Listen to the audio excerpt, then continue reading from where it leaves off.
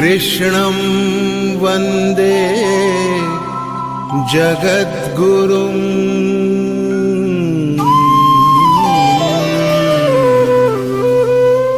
ईश्वर भक्ति भाव से बहती संस्कारों की धारा, भारत माँ की सेवा में गीता परिवार हमारा।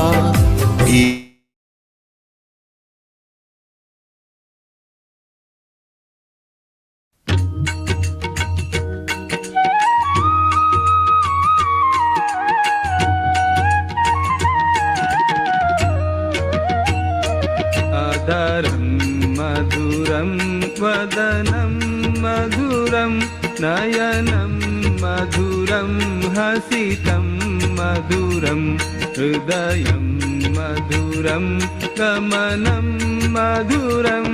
मधुराधिपतेरखिलं मधुरं मधुराधिपतेरखिलं मधुरम्।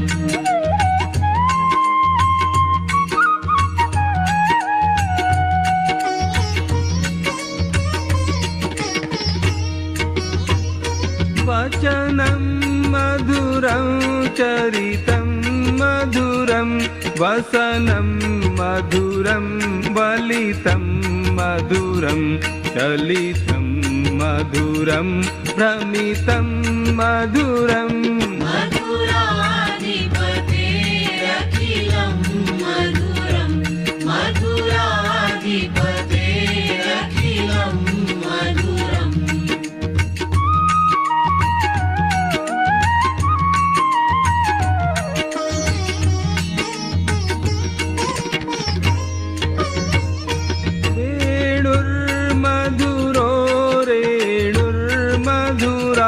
पाणिर्मधुरः पादौ मधुरौ नृत्यं मधुरं सख्यं मधुरम्। मधुराधिपतेरखिलं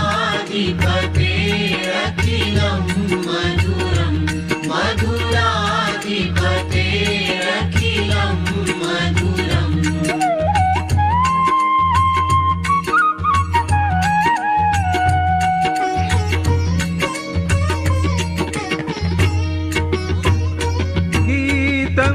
मधुरं पीतं मधुरं भुक्तं मधुरं सुप्तं मधुरं रूपं मधुरं तिलकं मधुरम्। मधुराधिपतेरखिलं मधुरं मधुराधिपतेरखिलं मधुरम्।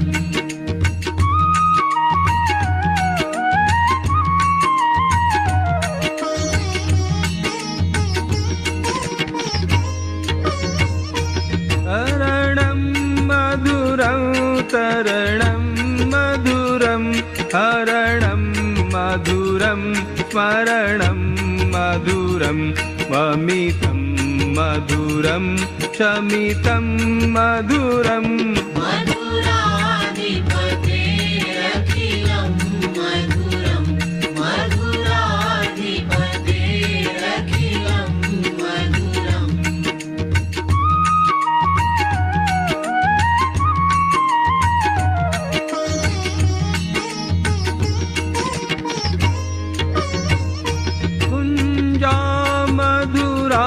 माला मधुरा यमुना मधुरा वीथी मधुरा सलिलं मधुरं कमलं मधुरम्। मधुराधिपतेरखिलं मधुरं मधुराधिपतेरखिलं मधुरम्।